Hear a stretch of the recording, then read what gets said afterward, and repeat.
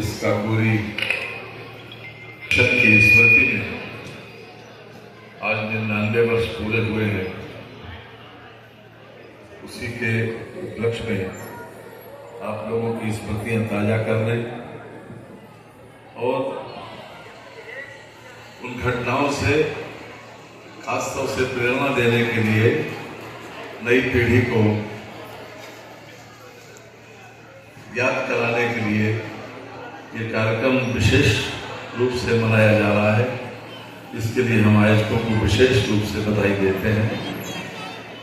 माननीय मुख्यमंत्री जी को भी बधाई कि जिन्होंने 99 वर्ष पूरे होने के बाद ये पूरे वर्ष भर का पूरी ट्रेन एक्शन को इस प्रकार से मनाना ताकि लोग ये याद कर सकें, अपनी स्मृति को ताजा कर सकें कि आज़ादी गरम दल और नरम दल दोनों के प्रयासों से मिली।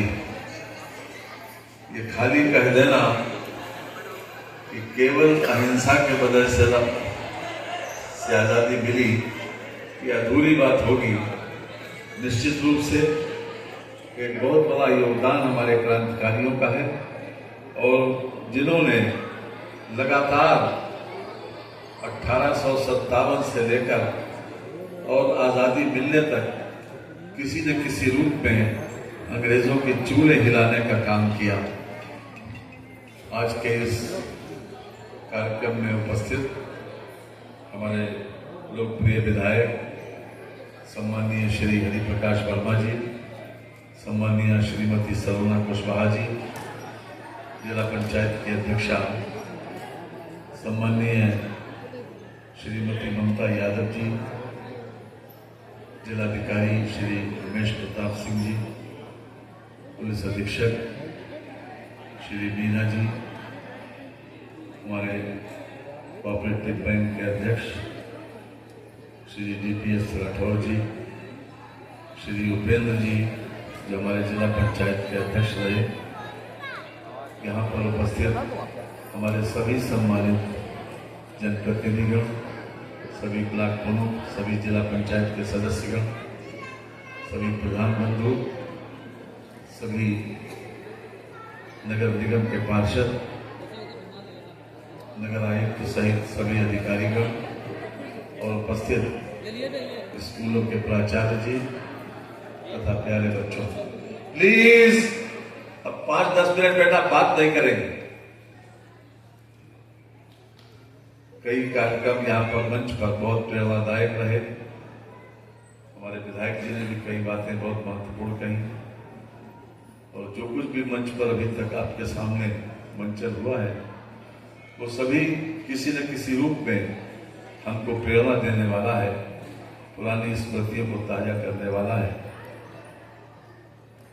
2-3 बातें आप लोगों से जरूर कहना चाहता हूं कि अभी मुख्यमंत्री जी ने भी अपना उद्बोधन शुरू होने से पहले इस बात को कहा था कि 15 अगस्त के दिन जो हम आज़ादी का पर्व मनाते हैं वो आज़ादी कैसे मिली इसकी जानकारी हमारी नई पीढ़ी को जरूर होना चाहिए और जितना अच्छे तरीके से आज़ाद वो होगा उतना हम अपने कर्तव्य का बोध कर सकेंगे, समाज के प्रति अपनी जिम्मेदारी का बोध कर सकें, समाज के प्रति जो हमारा किसी न किसी रूप में ड्यूटी है उसको हम किसी न किसी रूप में अगर हम निभाते हैं तो मैं समझता हूं कि हम अपने कर्तव्य पथ पर सही तरीके से आगे बढ़ रहे हैं और हर भारतीय का ये जिम्मेदारी बनती है कि वो इसको जरूर महसूस करे।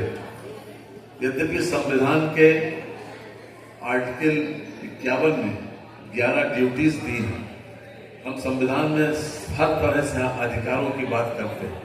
सड़क चलता व्यक्ति हो, चाहे किसी ऑफिस में बैठा हो, चाहे किसी न्यायालय का दरवाजा खटखटाता हो, उसमें ये जरूर देखा जाता है कि वो अपने अधिकारों के लिए न्यायालय में जाता है। लेकिन जो हमारे कर्तव्य है संविधान में वो कितने लोग उसको याद करते हैं, कितने लोगों को इस बात का एहसास है कि ये हमारे कर्तव्य हैं, इसको भी हम पूरा करें, तभी संबंधित लोगों को उसका अधिकार मिल जाए। इसलिए कर्तव्य बोध कराने, आजादी के का जो इतिहास है वो हमारी नई पीढ़ी जाने, इसी उद्देश्य से आज का ये कार्यक्रम बहुत प्रेरणादायी है। और इसको एक केवल औपचारिकता बस समझिए कि हम मंच पे आए, हमने कई तरीके के गीत दोहराए और उनका मंचन भी यहाँ तक देखा, लेकिन इतनी बात से ही हमारी ड्यूटी पूरी नहीं होती। हमारा ये कर्तव्य है कि हम उनके बारे में कि कितनी मुश्किलात के बाद भी उन्होंने अपने लक्ष्य पर डिगे नहीं। जब उनके सामने ये बात आती थी कि हम गुलाम हैं और हमको हर तरह से आजादी चाहिए, तो जो गरम दल के लोग थे वो हर तरह से यही चाहते थे कि आजादी भीख मांगने से नहीं मिलेगी। और लोकमान्य तिलक तो पब्लिकली इस बात को कहते थे कि अगर आजादी मांगने से मिलती तो भिखारी सभी भिखारी राजा हो जाते। इसलिए कभी भी इतिहास में बहुत से ऐसे उदाहरण हैं कि जो किसी न किसी रूप में हमको इस बात के लिए बताते हैं कि ताकत के ही आधार पर शांति स्थापित हो सकती है। आज नाग पंचमी है, सांप में ऐसी कौन सी खूबी है जो हम उसको दूध पिलाते हैं? केवल ये कि लोगों की जिंदगी को समाप्त करने का उसके अंदर ताकत है, उसके अंदर वो विष है। अगर किसी इंसान के जिस्म में पहुंच जाए तो उसका जीवन लीला समाप्त हो सकती है। हमारे रामधारी सिंह दिनकर ने एक स्थान पर लिखा है, खासतौर से उसी को देख रहे थे आज भी, कि ये अपने आप में बहुत हमारे समझ से इसका एहसास जरूर होना चाहिए हमारी खासतौर से नई पीढ़ी को। मैंने अपने मोबाइल में उसको कैद कर रखा, मुझे याद नहीं है। क्षमा शोभती उस भुजंग को जिसके पास गरल हो, और उसको क्या जो दंतहीन पिशरहित विनीत सरल हो। इसके अलावा एक हमारे स्थानीय कवि ने भी इसको लिखा है कि शांति सुरक्षा नहीं दिया करती असुरक्षित जनता को, केवल तलवारें ही रक्षा करती हैं तलवारों से। ये अपने आप में निर्विवाद सत्य है कि हम शांति को स्थापित तभी कर सकते हैं कि जब किसी न किसी रूप में हमारे पास ताकत हो, और ताकत के आधार पर ही हम शांति स्थापित कर सकते हैं। और यही गरम दल के लोगों का संदेश था कि केवल मांगने से आजादी नहीं मिलेगी। इसलिए अंग्रेजों को किसी न किसी रूप में ये महसूस कराओ कि हम अपने संगठित होकर तुम्हारी चूड़ें हिला सकते हैं, हर तरह से तुमको नुकसान पहुंचा सकते हैं, कि हर तरह से चाहते हैं आजादी मिले। उसी की ये प्रवृत्ति है काकोरी ट्रेन एक्शन, जो 9 अगस्त 1925 को घटित हुआ। और तमाम सावधानियों के बाद भी एक चादर रह गई थी वहां, और वो चादर उससे पता चला था, जो धोबी उसको धोता था उससे उसका पता चला कि किस लोगों ने किया। नहीं तो कई दिनों तक तो ये पता ही नहीं चला कि ये किन लोगों की करतूत है, क्योंकि ये लोग अपने गठरी बांध के 3 चादर ले गए थे, 2 चादरों में अपने बांधे, मगर चांदी का रुपया चलता था, पैसा भी, तो वो तो बांध बूंद के अपना ले गए रेचकारी, लेकिन एक चादर असावधानी के बस रह गई। उसी चादर से ये पूरे केस का खुलासा हुआ, और उसके बाद काफी दिनों तक केस चला, और 6 अप्रैल 1927 को पहला फैसला जो कोर्ट से हुआ, उसी में इन लोगों को भी एहसास था। फांसी घर की तैयारियां होने लगी थी कि यहाँ पर इन लोगों को फांसी दी जानी है, और लेकिन कितने लोगों को फांसी मिलेगी इस बात का एहसास तो नहीं था। लेकिन बाद में भी जिस समय फांसी का इनको हुक्म हुआ, उस समय भी विचलित नहीं हुए और खुशी से उसको स्वीकार भी किया। उसके बाद अपील हुई, लेकिन अपील में वो फैसला बदला नहीं। यहाँ बाहर भी एक सूची लगी, उसमें 23 लोगों को सजा और फांसी हुई थी। उसमें से 4 लोग फांसी पर चले थे। राजेंद्र लहरी, जिनका 17 तारीख को यानी दिसंबर 17 को ही गोंडा जेल में फांसी दी गई, और बाकी 3 लोगों को पंडित राम प्रसाद मिस्त्री, अशफाकुल्ला खां और रोशन सिंह, इनको तीनों को फांसी हुई। इलाहाबाद नैनी जेल में रोशन सिंह को हुई, पंडित राम प्रसाद बिस्मिल को गोरखपुर जेल में, और अशफाक उल्ला खां को फैजाबाद जेल। और इन लोगों ने बाकायदा पूरे देश को ये बता दिया कि किसी भी तरह से हम मांग के या गिलगिला के आज़ादी हमको मिलेगी नहीं। हम किसी न किसी रूप में अंग्रेजों के साथ संघर्ष करेंगे, उनकी सत्ता को चुनौती देंगे और हर कुर्बानी के लिए तैयार रहेंगे। आज वैसी कुर्बानी की स्थिति नहीं है मित्रों। आज समाज को के लिए जो लोग किसी न किसी रूप में अच्छा सोचते हैं या चाहते हैं कि अच्छा करना, क्योंकि महत्वाकांक्षाएं सामान्य मनों में पला नहीं करती। महत्वाकांक्षाएं पला भी उन्हीं लोगों करती हैं जो किसी न किसी रूप में कर गुजारने की तमन्ना रखते हैं। तो बहुत कुछ इन लोगों से, व्यक्तित्व से सीखने को मिलता है। और इनकी ये भावना कि अपनी जवानी में जब तमाम तरीके की खुशियां परिवार की होती हैं, अपने घर वालों की होती हैं, तो उसको परवाह न करके अपने आप को देश के लिए न्यौछावर करना, ये अपने आप में बहुत बड़ी बात है। यहाँ जितने लोग बैठे हैं आए तो इसी उद्देश्य से कि हम काकोरी एक्शन प्लान के बारे में या तो स्वयं मंचन करेंगे या फिर लोगों की सुनेंगे। तो एक ही संदेश, एक ही सबक मिलता है कि हम दूसरों की जिंदगी को बेहतर बनाने के लिए, आसान बनाने के लिए हम क्या कर सकते हैं।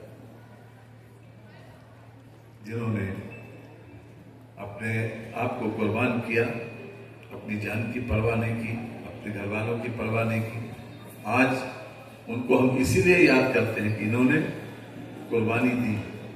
आज आवश्यकता वैसी नहीं है।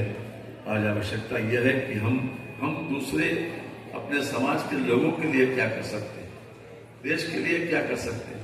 अगर हम इसको महसूस करें, अंबेडकर जी ने लिखा था संविधान के कंक्लूडिंग पैराग्राफ में 25 नवंबर 1949 को जो उनका कंक्लूडिंग रिमार्क था वो यही था।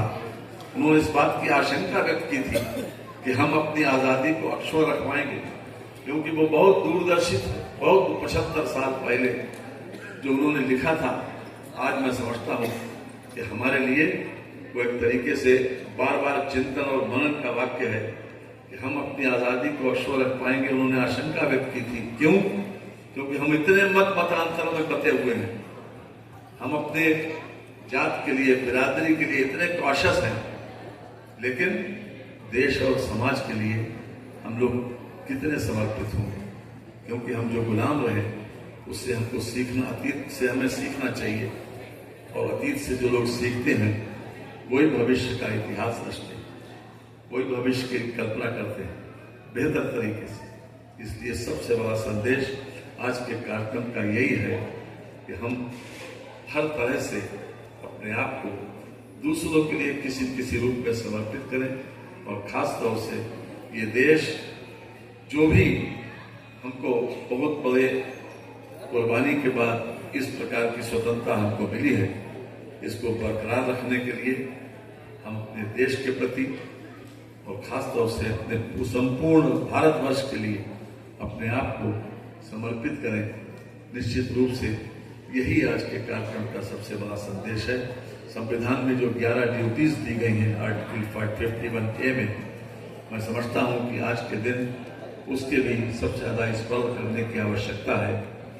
और मरते मरते ये इन लोगों की एक ही ख्वाहिश थी कि किसी भी तरीके से हिंदुस्तान जो है उसको आजाद देखना चाहते थे। पंडित जी भी देखना चाहते थे और अशफाक उल्ला भी यही देखना चाहते थे और रोशन सिंह भी यही देखना चाहते थे। किसी के शिकत नहीं थी। आप लोगों को लगता होगा ये मर रहे हैं, इन लोगों को बहुत परेशानी होगी, किसी को शिकत नहीं थी। मैं जब कारगिल के युद्ध के बाद इन लोगों से मिलने गया, जब जुलाई में ये स्थिति हुई कि 26 जुलाई को उनको खदेड़ दिया गया, तो अगस्त के महीने में श्रीनगर के अस्पताल में 17 लोग भर्ती थे। और उन 17 लोगों में किसी का अंग साबित नहीं था, पूरा शरीर, किसी का मुड्ढा नहीं था, किसी के दोनों पैर चले गए थे, लेकिन किसी के पीठ पे गोली नहीं देखी और किसी को परेशान नहीं देखा। ये जज्बा है मरने का। राम प्रसाद बिस्मिल की 4 लाइनों से अपनी बात को खत्म करेंगे।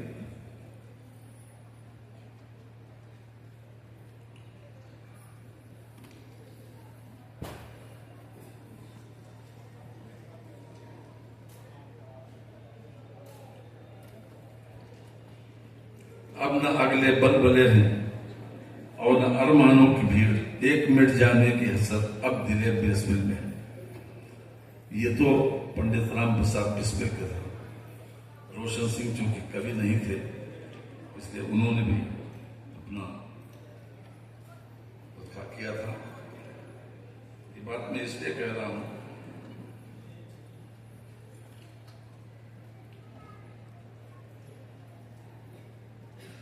ये राम दुलारे त्रिवेदी की किताब है, जो स्वयं एक बंदी थे, और मैं समझता हूं काकोरी के दिल जले ये सबसे ज्यादा ऑथेंटिक किताब मानी जाती है। सचिंद्र नाथ सान्याल और 2 लोगों ने इसमें अपील नहीं की थी, बाकी सब लोगों ने अपील की थी। ये अपने आप में बड़ी बात है। उन्हें मालूम था कुछ लोगों की सजा बढ़ाई गई, सजा 1 साल की केवल एक व्यक्ति की कम की गई। ये पूरा इतिहास की है चीज, जिसमें आपको बहुत सी चीजें वहां मिल जाएंगी। लेकिन जो बात मैं कोट करना चाहता हूं खासतौर से, वो अपने आप में यह है कि इन लोगों को कोई अफसोस नहीं था।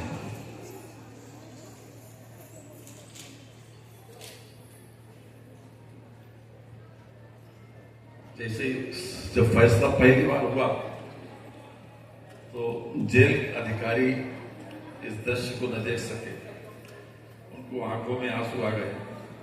वे उठकर बाहर चले गए। श्री सचिंद्र नाथ सान्याल के हाथ में चंदन की कटोरी दे दी। राम दुलारे त्रिवेदी के हाथ में इत्र था। किसी ने फूलों की मालाएं उठा ली, किसी ने फल, उसके चंदन इत्र लगाया, तो मालाएं पहनाई और जेब में फल डाल के दिए गए।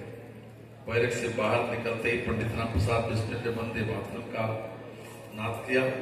सब लोगों ने उनका साथ देकर भारत माता की जय का नारा ऊंचा किया। बेड़ियों की झनकार पर पंडित जी ने गाना शुरू किया। ये अपना खून अपने ही हाथों से बहाना है हमें, मादरे हिंद को सब भेंट चढ़ाना है। ये जज्बा था जो हमारे क्रांतिकारी थे। तो मित्रों, आज इस कार्यक्रम का उद्देश्य यही है कि हम किसी न किसी रूप में अपने लाइफ में इन लोगों की भावनाओं को सम्मान करते हुए समाज के लिए, देश के लिए अपने आप को किसी न किसी रूप में अपनी ड्यूटीज का ध्यान रखते हुए समर्पित करें। मैं आज को फिर से एक बार धन्यवाद देता हूं और बधाई देता हूं उन बच्चों को कि जिन्होंने आज के इस कार्यक्रम में भाग लेकर किसी न किसी रूप में प्रेरणा दी। धन्यवाद।